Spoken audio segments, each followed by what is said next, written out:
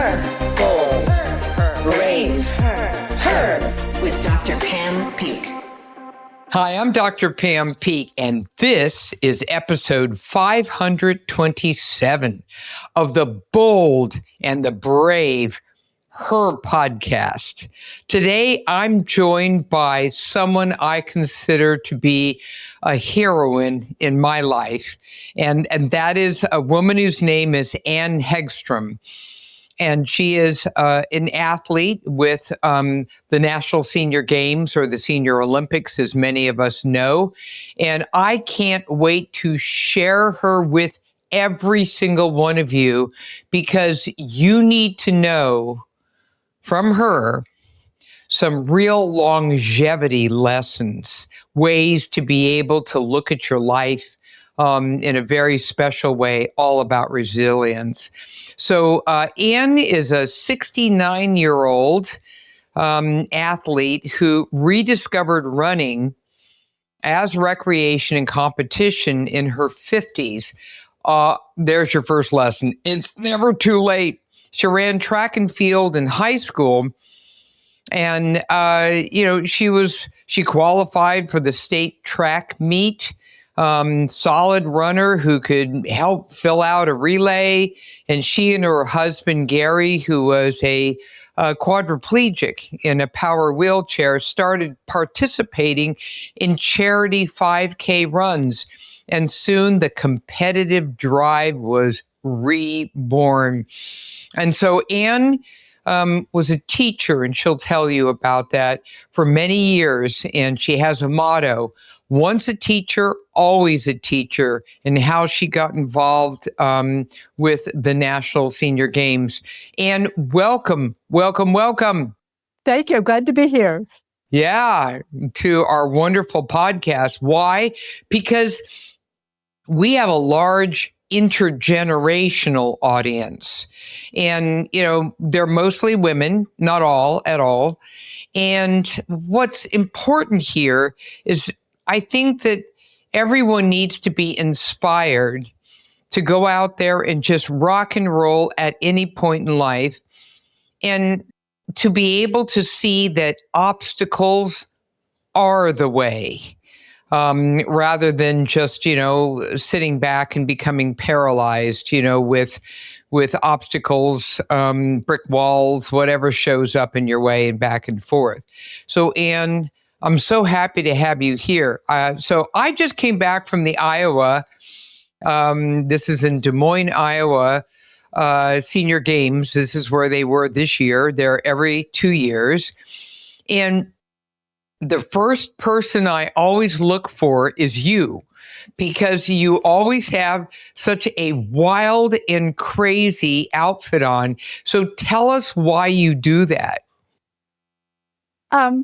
Well, it started just because I'm a teacher and we're all about themes. So that started there. But what I started noticing is that people would look for the outfits. They would start coming up to me and starting conversations. And that's where the magic begins. People will tell me their story. I'll tell them my story. And together we learn how to grow together. I love it. And so what does she wear? I'm not kidding you. So first of all, she always has either two braids or one braid. So I'm always looking for the braid, number one. Number two, many times when you're a runner, you'll probably see this in marathon and this and that, we wear partial sleeves. So we've got a sleeve, that comes up around here or so. And so she's got two arm sleeves on, and they are every single color. So it could be stripes. It could be, if she's in a real patriotic spirit, like I saw, she had red, white, and blue. And then she's got her running legging, which matches what's going on her arms. And then she's got something else going on the shirt, and she just stands out. Now, you explained at one point in a beautiful blog for the National Senior Games why you love to have that. And that is something about, even if you don't win, people will remember you, right? Something, isn't that what you said? If you don't win, you have to look good. There you go. And people will remember the outfits. Yeah, yeah. I just think that that is so cool, you know. And so, uh, talk to us about the the meaning of physical activity throughout your life. Well, like I said, in high school, I did track and field. And, there's something very powerful about working hard and being able to accomplish your goals. It's so empowering. Then life kind of gets in the way. So I went to school. Nursing school, of course, had no track and field. It was all about doing the job. And and then you know, then I met Gary, and I met him in the hospital. He was already quadriplegic when I met him. And so taking care of him took a lot of effort and energy for a while. But at some point, he got strong enough that he was able to, in his power wheelchair, do 5K races, long walks, hikes, or whatever. And that power wheelchair goes faster than I was accustomed at that time. So it took a little bit of training just to keep up with him. Okay. And so, again, the meaning throughout your life. I mean, you did it in high school and whatever else, and then you went to nursing school. Was Did fitness still fit into your life then? Not so much. Well, of course, fitness as far as trying to stay healthy. So it was more the eating and taking care of myself, getting enough sleep, those types of things. There was a lot of strength that I had to do to lift Gary and to be able to do his daily care. So there was a lot of having to take care of myself.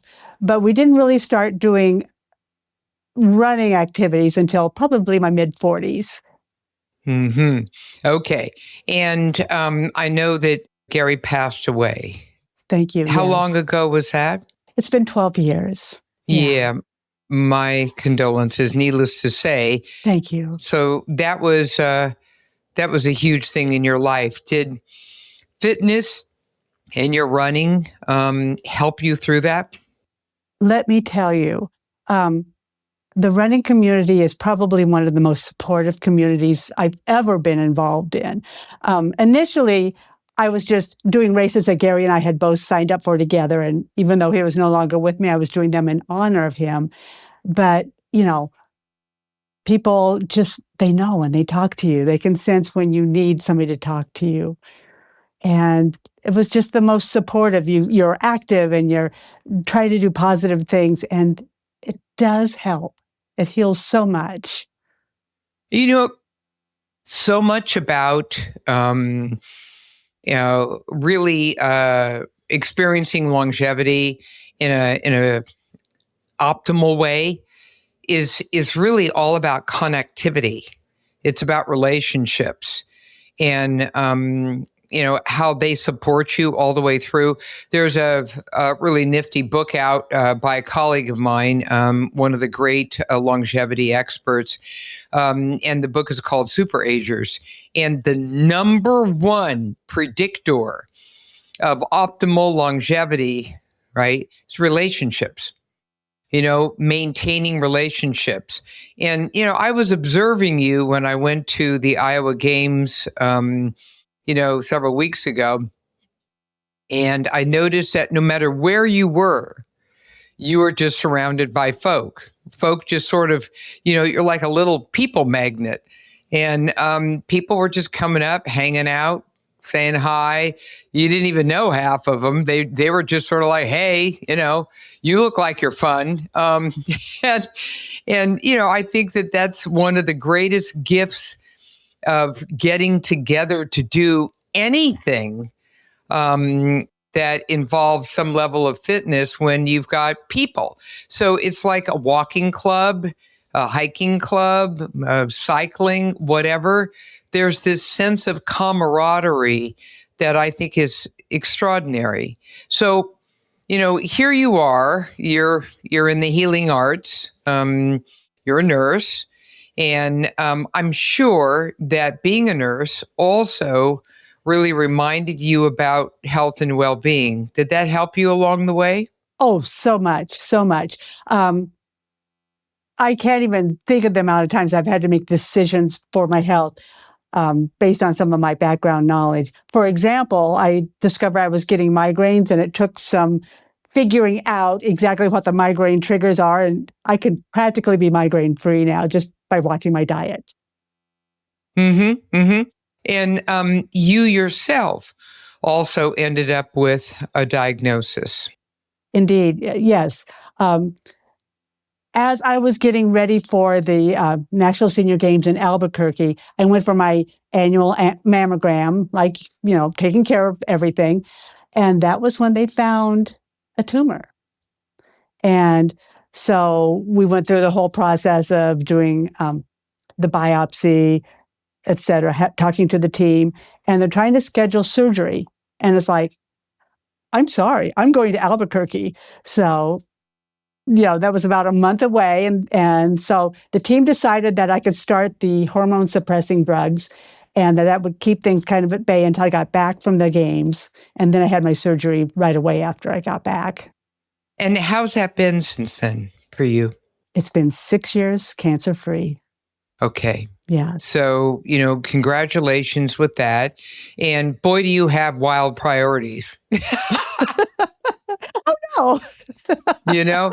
I mean, seriously, I think, that's something that maybe some people would have said, what are you, nuts or something? I mean, you should immediately just attend to this. But, apparently it was at a level where it could be controlled by, specific medication, et cetera. So that's a good thing too. And kudos to you. So, here's yet another thing that happens, at your age of 69 years, what I love to call bold, not old, you're 69 years bold, right? Because this is the Bold and the Brave podcast. You enter a time in your life that I call the waiting for the other shoe to drop years. It's like, you've had this magnificent car. It's a vintage car now. You're now in the vintage world. And whenever you have a vintage car, people say, okay, you need to have a conversation with a maintenance dude, because suddenly you're going to have to be doing things on a more frequent basis and stay on top of stuff, and weird stuff's going to happen under that hood, and, et cetera, et cetera. And that's kind of where we are here. Let's talk about how you take care of yourself. So you're 69. Now, as I've ranted and raved on my podcast so many times, you're in your 7th decade of life, which is the 60s. Now, during that time, there's a drop, and I don't care who you are, if you're a former Olympian, whatever, there's going to be a drop in muscle mass, in lean body mass. All right, that's just normal. But if you're physically fit, if you're lifting weights, and if you're doing what you need to do, you should be able to minimize that fairly well, so that the drop doesn't throw you into frailty or something. Right. So how do you take care of yourself? Like, what's your typical kind of fitness regimen? So you're track and field. And so obviously this involves a goodly amount of aerobic, but strength training as well? Yes. And probably I should do a lot more, but a lot of core work, a lot of work with my legs. So those are the main things that I do. In my little teeny town, about 2,000 people, I'm well known for walking my 10 to 12 miles every day. Wait a minute. Whoa. Yeah. Whoa, stop. Okay. Wait a minute. You said 10 to 12 miles a day? Yeah. Well, Okay, at first I thought you were going to say 10,000 steps. And then I thought, what? 10 to 12 miles. And do you do that every single day? Pretty much every day. Yep. Unless it's like icy or something. Okay. So there's no OCD there, is there? No. But it's also my way of seeing my neighbors, because I'm passing through the neighborhood all the time and visiting with their dogs and those types of things. So, it's also a social time too, and a signal that, if this woman is walking this much, maybe we should be walking more. Oh, no. So, yeah. Once a teacher, always a teacher. Oh, no. So I love the fact that, and I do the same thing. I'm not doing 10 to 12, I'll tell you that. But I'm also not doing track and field. I Right. do other things. But what's interesting here is that you just added that connectivity, that relationship thing to your fitness and longevity strategy. And so, here you are walking along in a beautiful little town. Everybody knows you and they see you out there doing your thing. So you get a beautiful gift. And that gift is them saying hi to you and hanging out with a dog and catching up on XYZ. And then off you go to, nail the rest of the miles. So it's basically like 5 to 6 miles one way and then 5 to 6 miles back. Is that the way it works? Well, I kind of crisscrossed my way through the town. So I see. Yeah. So you're all over the freaking place. Okay. I just want to know. Part of that is strategic because at my age, if I would fall and get hurt, I want somebody to see me. So Brilliant. I want to know the neighbors and know that they would call. I love it. Yeah. I love that. So you're not just wandering off in the forest by yourself. No. And but I love the way you thought that through. It's I don't care how old you are. It's really important that when you're taking care of yourself, that you're also thinking about self-protection when you're rocking and rolling. I think that that's brilliant. So you're crisscrossing, you're making sure that you're, seen. And if there's an issue, someone will take care of you. I just think, what else is going on during those walks? Because right now I'm going to milk it for all it's worth. Well, there's a lot of audiobooks going on. So. We're doing the audiobooks. Okay, Yeah. folks out there, audiobooks. Okay, this is a great time to do it. Just to listen and learn. Listen and learn. What do you listen to on the audiobook? Oh, just about anything. Right now I'm doing a lot of rom-coms, so yeah. Oh, rom-com. Yeah. Okay, well, I'm going to let that baby go, but okay, I thought you were going to say, and then I was listening to Albert Camus and I was learning philosophy and okay, fine, rom-com. Hey, okay, girlfriend, rock with it. Okay, is all I can say. All of a sudden, she picks up a little faster pace as she's getting to the hotter parts of the. Okay, all right. So we're good with that. That's good. And so everyone there knows that you also compete in the game. So do you have like a whole town behind you, kind of supporting you and asking how the training's going and all the rest of it? Yeah, they know when I have races coming up. So yeah. Ah, okay. All right. Very good. So you've been racing mostly in Iowa, but then when the senior games show up, you qualify in Iowa and then off you go to the senior games. Where do you do your track and field work? Mostly in West Des Moines. We have our senior games are there, and we know that one of the tracks is open during certain hours that we can go and practice if we want to practice on the oval. For the most part, I'm doing hill repeats in my town. It's a hilly town. So if I can, run a couple 100 meters going uphill for training.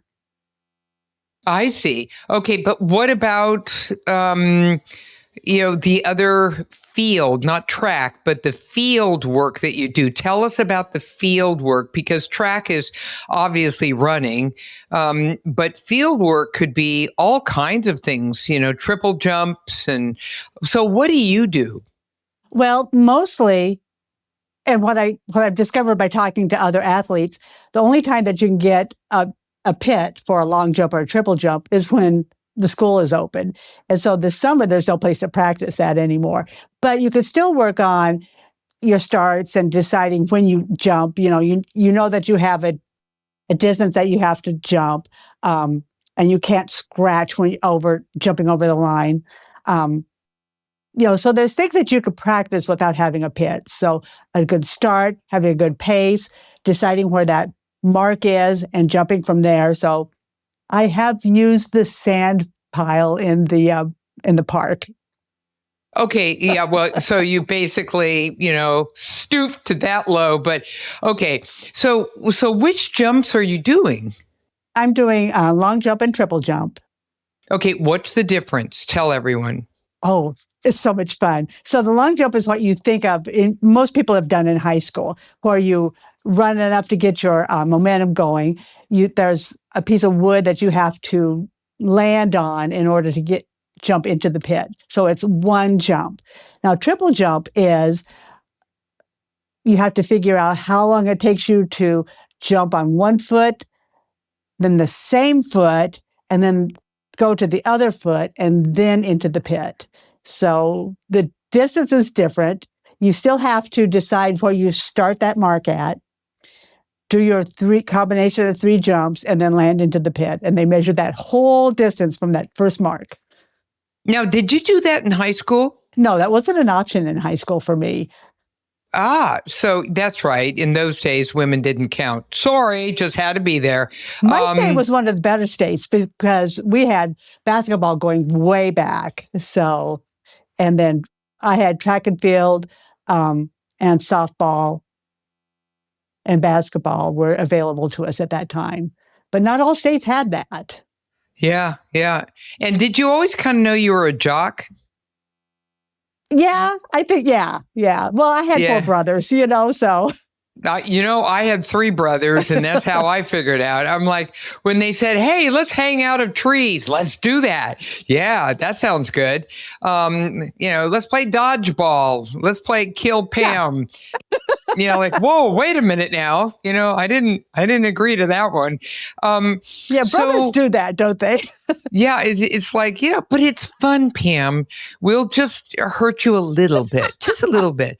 Yeah, could you define little, before we start in? So we're all on the same page here. So, oh my God, I just love this. Now, when we come back, I'm going to be asking you, Ann, when you actually started doing the jumps. The Her podcast is sponsored by Solaray Vitamins, Minerals, and Herbs, all rooted in nature. In addition to women's multivitamins, Solaray, Solaray, is presenting the new Her Life Stages products, providing support for the menstrual years, including PMS, perimenopause, menopause, and postmenopause, and even libido. This integrative, holistic approach has a woman's back throughout her entire life journey. To learn more about Her Life Stages, you've got options. You can run on over to your local health food store or check it out at Whole Foods, Sprouts, Amazon, or scroll over to solaray.com and use promo code HER20 for 20% off your purchase. Women, Solaray's got your back. And we're back. Okay, Ann, tell us when you started doing those jumps. You were already doing track. You got that down to a fine science. But what's up with the jumps? The jumps are just fun. And of course, I did long jump in high school. So in our senior games that we do in Iowa, we do the traditional long jump, which I like doing. Is anytime I can go longer than I am tall, I'm happy with that. And then we also do a standing long jump. So you just stand at the edge of the pit and jump. And then the triple jump. And that just fascinates me because at one time, you hear it called the hop, skip, and jump, and because it looks so odd. But, you watch Olympics and you see how that looks like, and then it's available for us. So let's try it. The best part is people will coach you. So I will go to track meets and people will coach me on how to do that. There are people who are willing to teach me how to do javelin and things like that. So it's just exciting. You can learn from each other and people are willing to help you. How long ago did you start doing the jumps? It would have been probably 5 or 6 years ago. So it wasn't for my first games, but yeah. So you were in your 60s. Yeah. So again, another little lesson, ladies, and gentlemen, for everyone out there, it's never too late. Every time I'm at the games, I'm always amazed when I ask people, so, hey, when did you start doing X, Y, and Z, sport? And they go, oh, when I was 71. Like, Yeah. whoa, okay, all right. And then I ask, hey, have you ever done this before? No. What got you going? I don't know. It looked kind of interesting. So one of the things we've learned in longevity science is that being adventuresome, constantly opening yourself up to learning. There we are. Once a teacher, always a teacher. And being able to apply that, challenging yourself, that challenge situation is so terribly important because people stop challenging themselves. They get into this weird comfort zone, like, oh, I'm really good at XYZ. I think I'll just stick with that forever. No.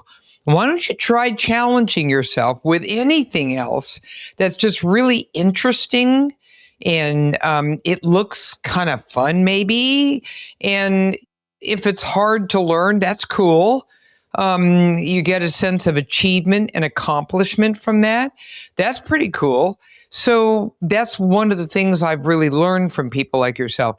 Tell us how you eat. What do you do? Women everywhere just want to know, like, how do you take care of yourself? What does an athlete at your age do as a woman who's trying to stay on top of optimal body composition, et cetera? So what do you do? Give us an example day. Well, I'm one of those multiple small meal a day persons. So I will start with, a carbohydrate and a protein to start the day. And then Like what?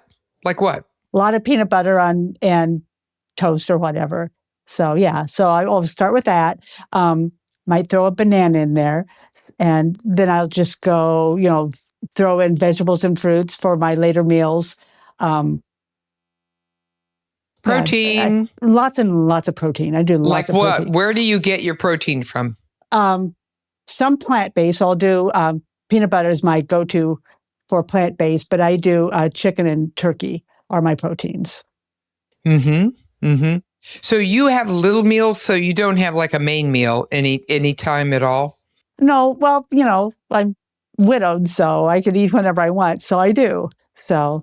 Well, I'm just saying, Yeah. do you have like more of a, as it were, dinner time, or when do you eat your last meal?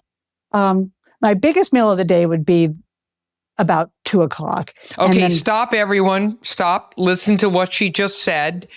Right? So this is exceptionally important. And how many times have all of you heard me say this? Main meal is in midday. So 1 or 2:00-ish, whatever, is an excellent time to be able to have a nice balanced kind of, as it were, main meal, for lack of a better term. Okay. And then as the day goes on, Ann, how do you eat after that meal at 2:00? I usually have kind of a late afternoon meal, 4 or 5:00, and then like a 7:00, kind of almost more like a bedtime snack thing. So it might Like be just what? it might be sandwich, cookies, something like that with some milk. Okay. Very good. Very good. What time do you go to bed? Early, like 9:00. Oh, no, don't be cool. 9:00 rocks totally. Yeah, yeah. And then what time do you get up? God forbid. Here we go. What time do you get up? Well, it is summer. It is hot in Iowa. So I'm waking up about 4:30 so I can get most of my walking done before the sun comes up. Well, see, that makes sense. Okay, that's cool. So you're saying 4:35-ish, whatever, and then off you go. And so you really get in some great sleep, right? Yeah. So you sleep pretty soundly. Okay. So if you count up the number of calories Ann is actually crunching there just from her walking alone from doing 10 miles. So if you figure you're doing no less than about 100 calories per mile. Okay, that's Okay. a whole mess of calories. Yeah. Okay, I'm just doing gross averages here, and I'm assuming obviously you're stopping here and there and hanging out with folk and whatever, right? But if you do four miles, about 400 calories, right?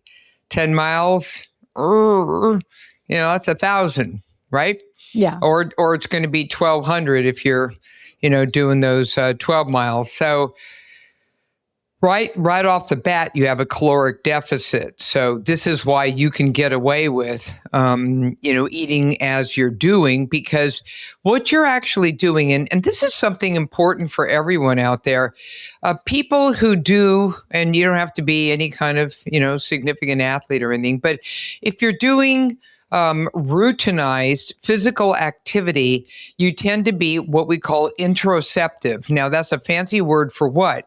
You know your body well. If there's a little something happening with your little finger, you're on it. Okay. Some people are it's almost like, they're just decapitated. Their brain doesn't know what their body's doing, and they're just unawares. Whereas people, as they become more and more fit, what happens is you're on top of it. It's like you're going to ride a NASCAR, and you have to be on top of that damn car because that's your life right there. So how the tires are looking, what's going on under the hood, everything, you're on it. So you are your own little NASCAR there, right? And you want to be able to be aware. And that's why when you start feeling hungry, and you know that it's time to have a little something, something, you also know when to stop. It feels doesn't it feel a little bit more natural? You kind of like, whoa, I'm approaching the stop sign here. Do you know that feeling? So, yeah. And, I think with the small meals, it kind of helps. You just know that that's enough for now. You can come back later. Yeah. And as you age, you actually need less food. You just need to be more strategic about it. It's an interesting thing because as you age, appetite and hunger change. Such that smaller meals sometimes do work. I mean, everyone's got a different gig going. A lot of people are doing the time restricted feeding, circadian rhythm kind of stuff, and making sure they're staying within a window of eating between 8 to 12 hours. Everyone, and you don't have to do exactly the same thing every single day either. There's plenty of wiggle room here. But it's just important to listen to your body in a significant way. You're a smaller person, I will tell you that. So most people don't know what you look like. You are a slender, lean woman. How tall are you? 5'2". You're 5'2". See, I told you. That's another thing. If you're 5'2", 5'4", and you're 69, don't be eating like you're 6'9". What? Right. Stop that. And start listening. Right? Start listening to your body. What is your body saying right now? Is it saying, I think we need to put a little lid on this one right now? Having a little too much to listen to it. Eat slower, savor, be more strategic. Get that protein in 1.2 to 1.4 grams per kilogram body weight. All right. Very important to keep up with that. That's the new recommendation, 1.2 to 1.4 grams per kilogram body weight. Make certain. Do you take a little multiple vitamin to make sure you're on top of everything? I do. Excellent. And because of the medication I was on during my cancer treatment, of course, I'm doing extra calcium. I'm in osteoporosis mode. So, yeah, so lots of taking care of myself there. Okay, so did you get the osteoporosis because of the treatment? Yes. Yeah. And Yes. they told me that. So the treatment I had was less, it caused less problems for heart disease, but more problems for osteoporosis. Yeah, So, that was an aromatase inhibitor yeah. is what you were given. And so that thinned out the bones there. Our sponsor for this marvelous podcast is Solaray Vitamins, and I take their collagen bone complete because it has everything in it that you really need to be able to maintain, good bone mineral density, especially given your situation. And, I also work with a number of oncologists who are deeply concerned about women who are on breast cancer therapies that thin their bones out. On the one hand, the good news is you're in a cure mode right now with your Yes. breast cancer. The funky news is there's always some consequence, So you got to stay on top of that. And also vitamin D. Hello, vitamin D? Yep. Okay. And Solaray also has fantastic vitamin D. What's really important is to know that vitamin D helps absorption of calcium. Now, everyone out there, I'm going to give you another reminder. You need to know what your vitamin D level is. So when you come in for your bloods, you say, and please make certain that I get my vitamin D level. And then they'll go ahead and order it, and then they'll let you know. Now, here's the goal. Based upon the latest research by experts in the field, you want to have a vitamin D level between 40 to 50 nanogram per milliliter. 40 to 50. Now, if it goes up to 60, that's perfectly fine. But we don't want it below 40. In the old days, you might remember, Ann, we said that vitamin D levels of 20, perfectly fine. No, because vitamin D is not just good for bones, it's also fantastic as a cancer preventative. Didn't know that. Yeah. And it's also great to boost immune function. So this has all been published research. And so we want to stay on top of that. Super important. So, do you ever have down days? Do you ever have totally funkadelic days? Because, when I see you, you're smiling, you've got, such great energy. It's great to be around you. I mean, hell, I was just walking around you. I didn't even say, I didn't interrupt your conversation. I just want to be near your energy because you've got such great positive energy. So, but, what's your wisdom when you have really funky days? I rarely have the really, really low days. Really the worst was after Gary passed. It took a while to come out of that. But, I'm a survivor. I survived sorrow. I survived cancer. There's so many things that I am still, for some reason, here on this earth, and I'm joyful. It's such a miracle and such a wonderful thing to be here. How did you figure out you're a survivor? I mean, was this childhood, adolescence, young adulthood? Where did you learn how to do that? Because many people, are oftentimes become paralyzed when something really tough happens in their life. Suddenly, it's all about that event, and they can't seem to get out of that rabbit hole. What are your words of wisdom? So many times in life, there's like a fork in the road, and something could happen and something could turn out better. And you just have to look for those places where you can make a better choice. Uh, you know, I can't, there's so many times I'm thinking of when I had the opportunity to go back to school. I went back to school to be an elementary school teacher. And I'm just going, that was a decision I made, and wonderful things came out of that. So you What just have came to, out of that? What do you mean by wonderful things? first of all, because Gary was a quadriplegic, children wasn't going to happen for us. that was how I got to have children. I got to teach children every year. Oh, there's another one. Okay, so folks, another life lesson, and that is adapt and adjust. Adapt and adjust. Things just happen.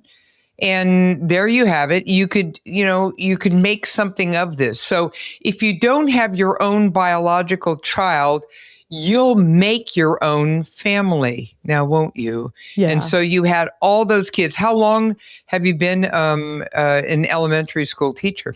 I taught elementary school for 10 years, and then I started working for students with visual impairments. So they truly became family because we taught them over a span of years. Mm-hmm. Mm-hmm. So you did some amazing things by giving to these kids, right? Over the years. Pretty amazing.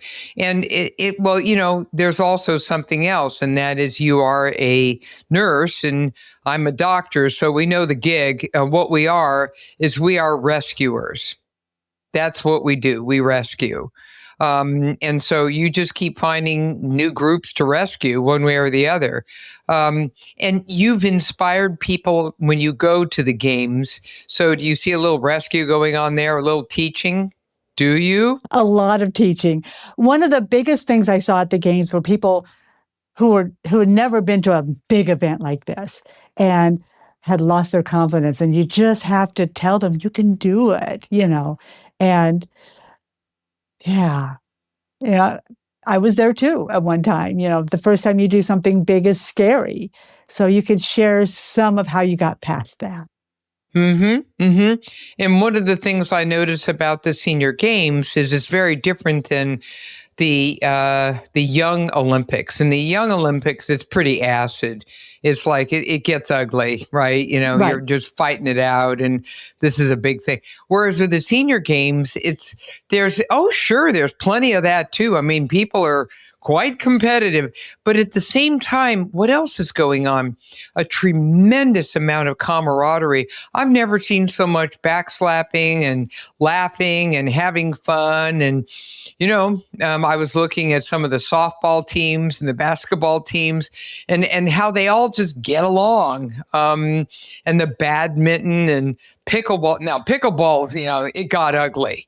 Okay, let's just call it what it was ugly. It was ugly. And there were like 2,000 participants. Good Lord. Yeah. With all these teams. And I'm just so glad pickleball's a thing now. Among all age groups, everyone loves to do this thing. It's just that the younger ones are even more acid, on the overall. So I just love this. I think that, now you're about ready to enter a new age category. Yeah, I know. The only time it pays to get older. I know. See, here's a gig. I just figured something else, and I love the senior games. Please, okay? They're just the absolute best. So to be in the senior games, you have to be 50 or over. If you're 49, we don't want you.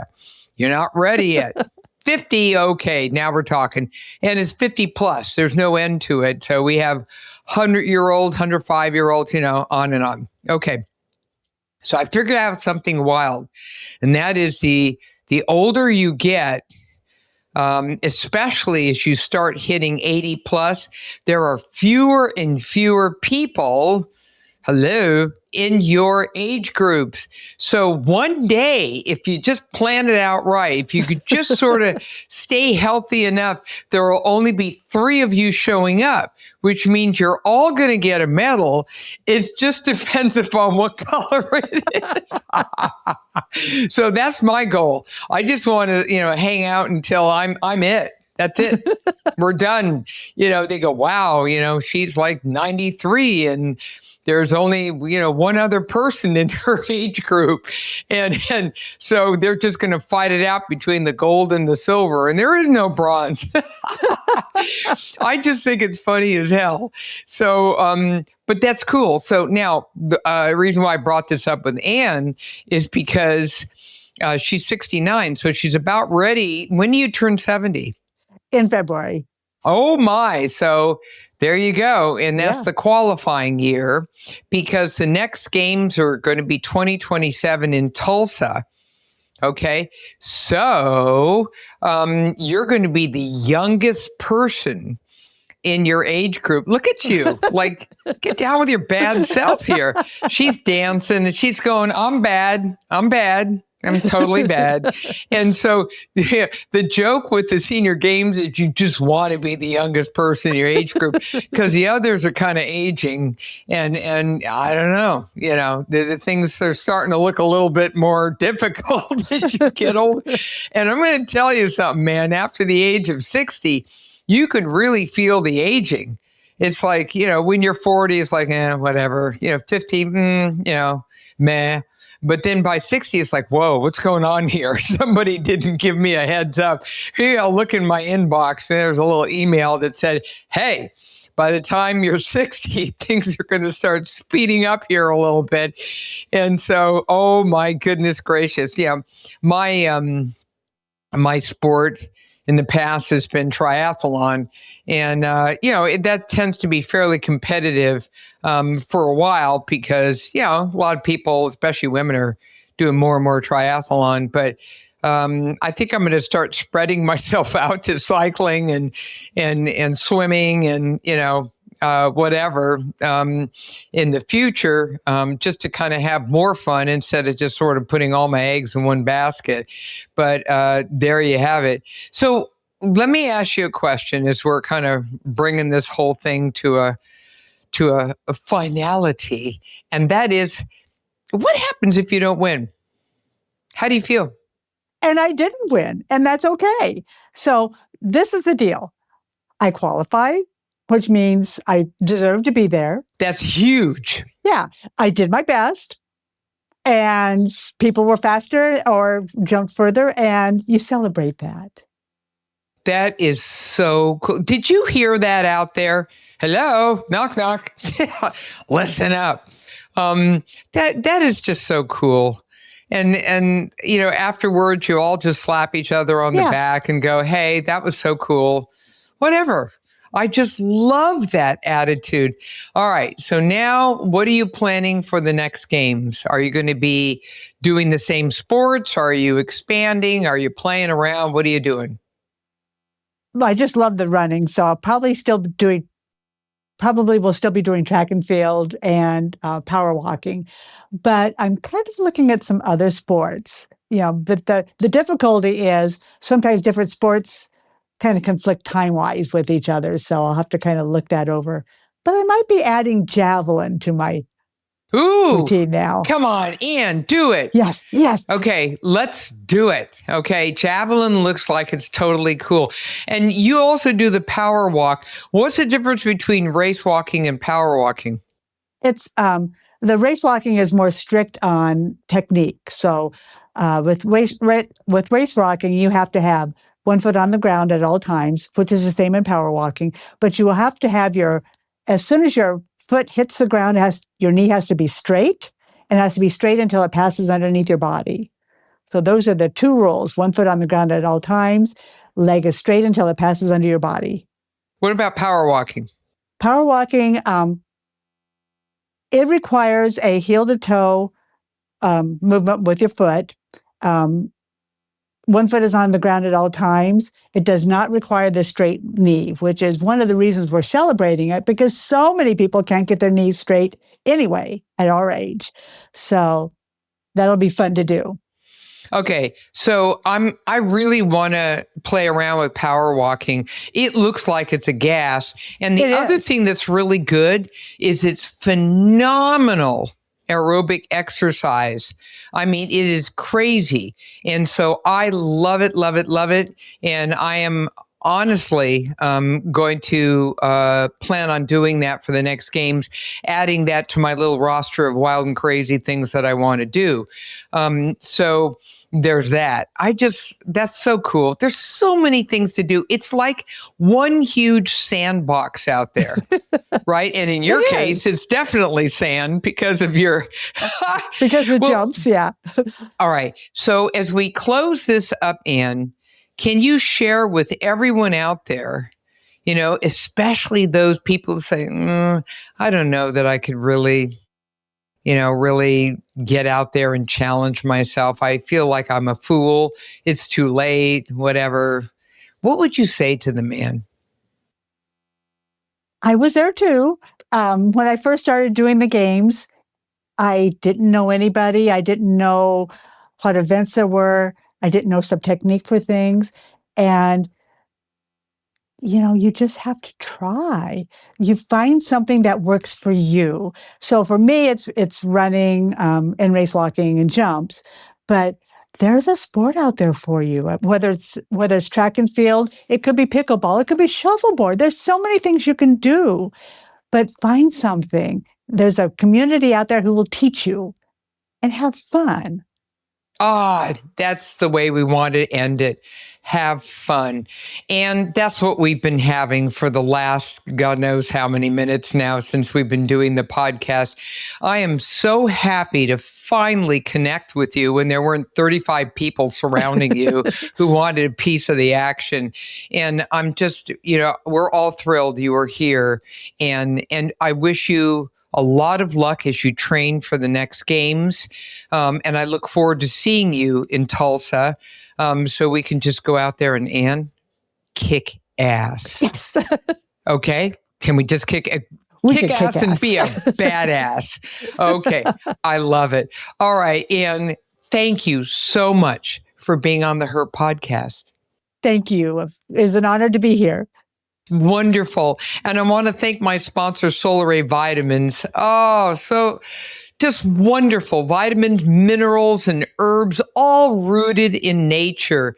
And the new Solar Ray, Her Life Stages products.